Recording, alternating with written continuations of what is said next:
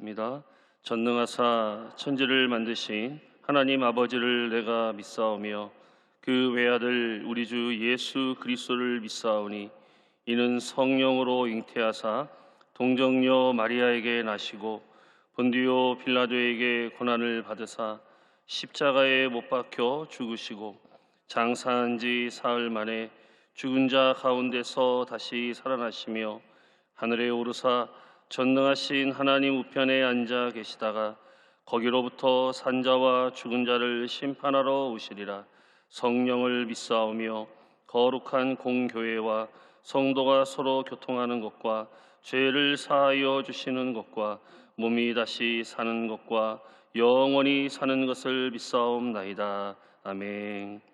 살아서 역사하시고 고맙고 영화로우신 아버지 하나님, 오늘도 주님의 귀한 새벽에 주의 전에 나와서 기도하시는 우리 귀한 모든 성도님들의 기도를 들어주시고 응답하여 주시며 오늘도 주의 말씀과 기도로 시작하는 귀한 하루가 하나님의 은혜 가운데 넘쳐나는 하루가 되게 하여 주시고 승리하는 하루가 되게 하여 주셔서 오늘도 주님 악한 틈타지 않는 그런 하루 가운데 늘 감사하는 마음으로 나가며 기도하며 나갈 때 하나님의 놀라운 은혜가 귀한 가정마다 넘쳐나게 해주시고 이 시간도 성령의 충만한 은혜로 함께하여 주셔서 예배를 마치는 시간까지 하나님의 은혜가 넘쳐나는 시간이 되게 하여 주시옵소서.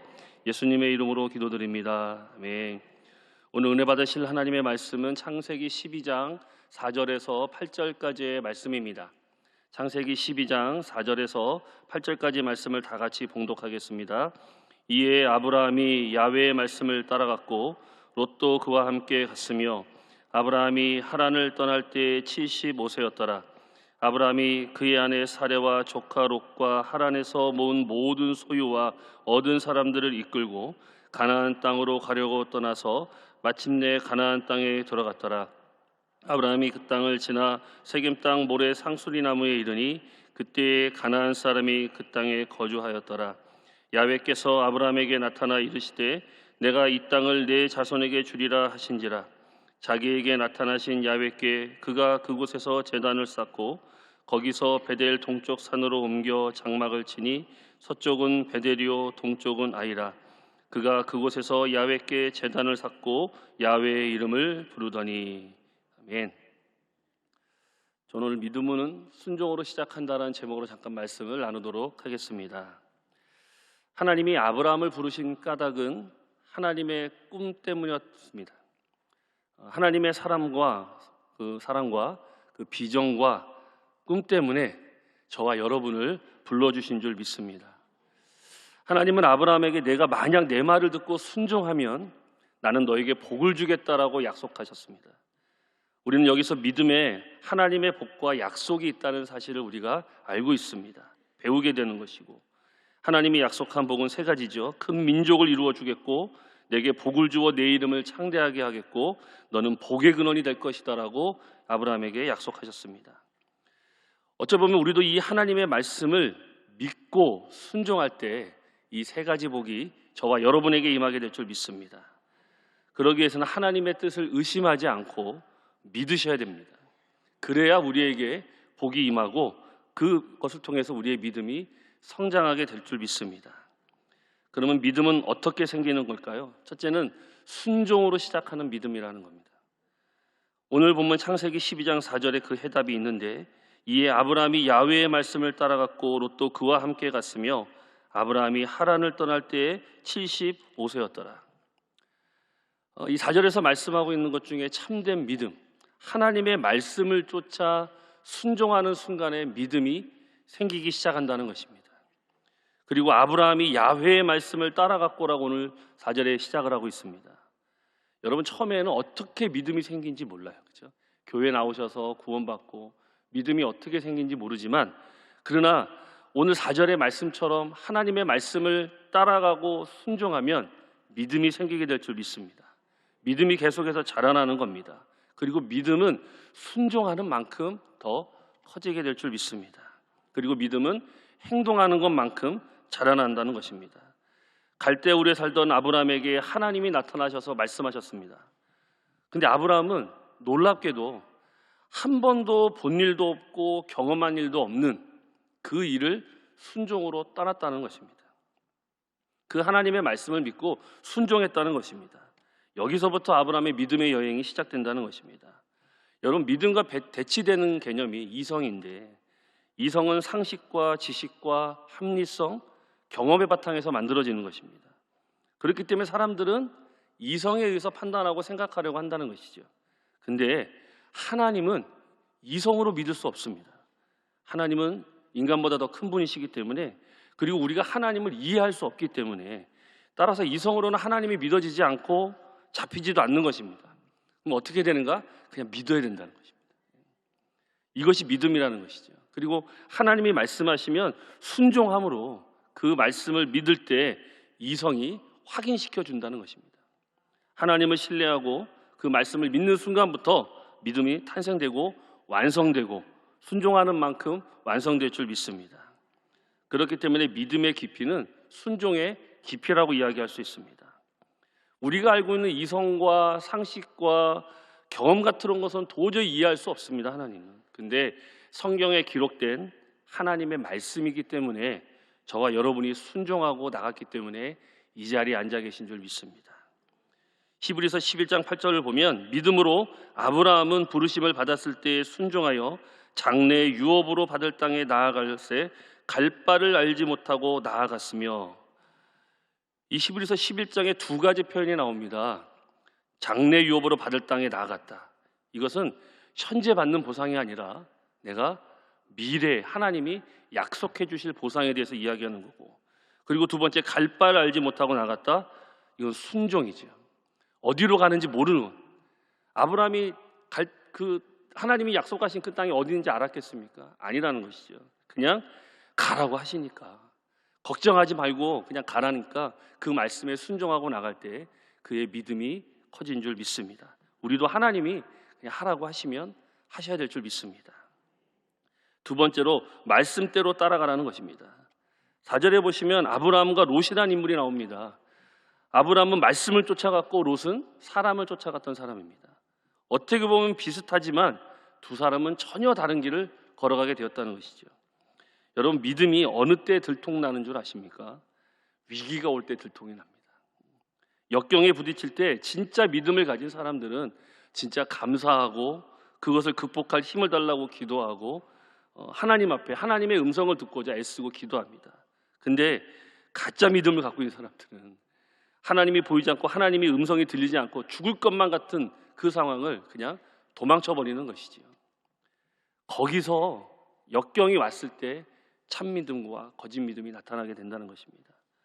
여러분, 위기에 부딪혔을 때, 역경에 부딪혔을 때 우리가 쉽게 포기하고 좌절하는 것이 아니라 진짜 하나님의 말씀을 의지해서 그것 또한 이길 수 있는 힘을 달라고 기도하고 감사한 마음으로 나갈 때 하나님의 은혜가 임하게 될 줄 믿습니다. 사람을 따라다니면 꼭 얻어지는 것이 있습니다. 실망하고 상처입니다. 사람을 따라다니지 마시고 여태까지 살아오신 것만큼 예수님만 바라보고 오셨잖아요. 예수님만 바라보고 나아가셔야 될 줄 믿습니다. 하나님의 말씀을 받아들이고 하나님의 음성을 듣고 움직이셔야 될 줄 믿습니다. 그러면 이성을 뛰어넘어서, 상식을 뛰어넘어서, 합리성을 뛰어넘어서, 그 모든 지식의 영역을 뛰어넘어서 하나님의 말씀에 순종할 때 기적이 일어나게 될 줄 믿습니다. 사도 바울이 복음을 전할 때 사람들은 예수님을 따라가기보다는 바울을 따라다녔고 베드로를 따라다녔고 아볼로를 따라다녔습니다.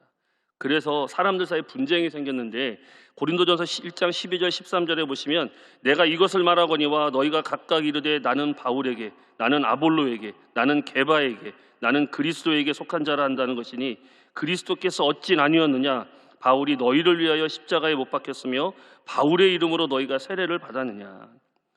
사람들이 예수님을 보지 않고 바울을 바라보니까 내가 너희를 위해서 십자가에 못 박혔냐라고 사람들을 책망하기 시작합니다. 갈라디아서 1장 7절 8절에도 다른 복음은 없나니 다만 어떤 사람들이 너희를 교란하여 그리스도의 복음을 변하게 하려 합니다. 그러나 우리나 혹은 하늘로부터 온 천사라도 우리가 너희에게 전한 복음 외에 다른 복음을 전하면 저주를 받을지어다라고 사도 바울이 이야기했습니다. 얼마나 사람들이 심각하면 사도 바울이 사람들에게 이런 이야기를 했을까요? 여러분, 사람을 보지 마시고 예수님을 바라보고 나가셔야 될 줄 믿습니다. 믿음은 예수 그리스도를 바라보는 것이잖아요. 그래서 사람을 따라가다 보면 상처를 받습니다.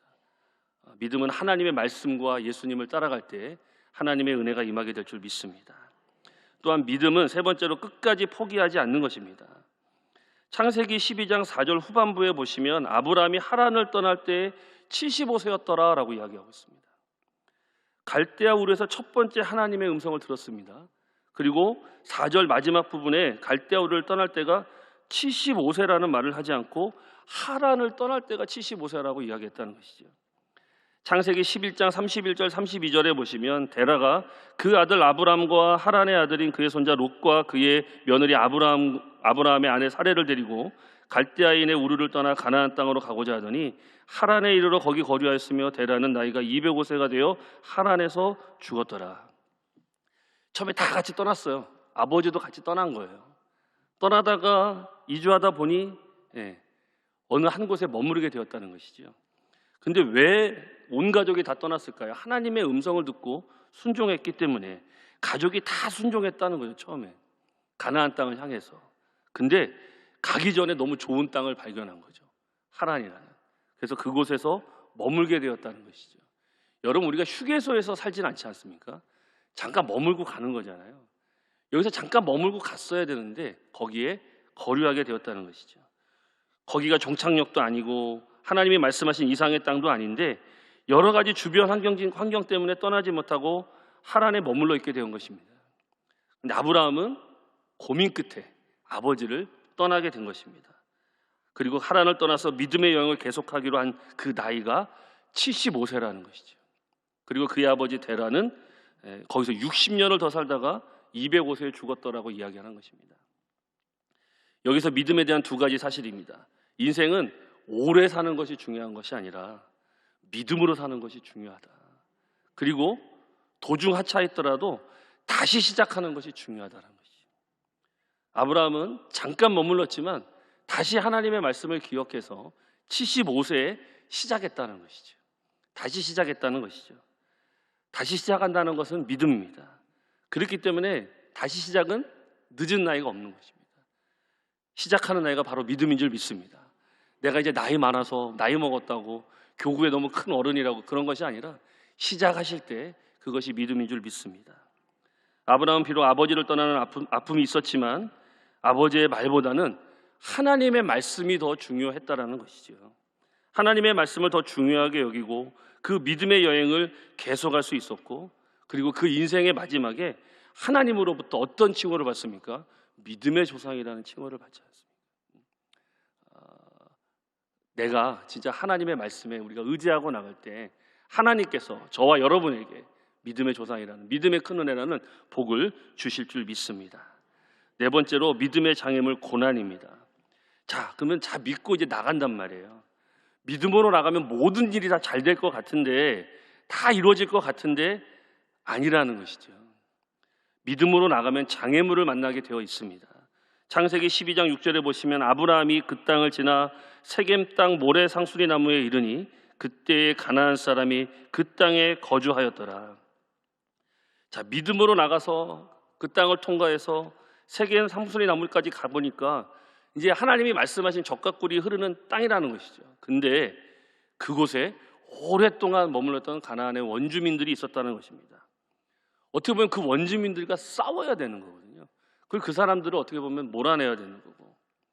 근데 사람들 입장에서 하나님이 약속하셨으니까 뭔가 모든 길을 형통하게 예비해 주셔야 되는데 예비가 된 게 아니라 더 점점점 어려운 일들만 생긴다라는 것이죠. 그래서 사람들이 하나님 인도하셨으면 돈을 주시든지 아니면 뭔가 환경을 주시든지, 그러니까 우리가 이렇게 기도할 수 있다라는 것입니다. 근데 이것은 세상 사람들이 생각하는 방법이라는 것이죠. 하나님의 사람들은 하나님의 방법으로 나가셔야 될 줄 믿습니다. 믿음의 사람들은 꿈을 품고 비전을 품고 나가야 되는 것입니다. 꿈을 품고 있는 것만큼 어떻게 보면 고난이 온다는 것입니다. 하나님의 일을 할 때 꿈이 없으면 하나님의 일이 아니고, 또한 고난이 없으면 하나님의 일이 아니고, 동시에 하나님의 기적이 없다면 그것 또한 하나님의 일이 아니라는 것이죠. 하나님의 일을 하고 믿음을 쫓아가다 보면 이 세 가지가 다 있는데, 근데 그 믿음을 방해하는 그 기득권 세력들을 우리가 물리쳐야 될 줄 믿습니다.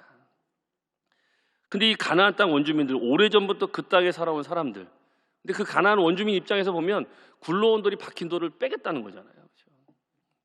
얼마나 억울합니까? 이방인이 들어와서 이 땅은 하나님이 주신 땅이니까 내놔라, 이거 아니에요.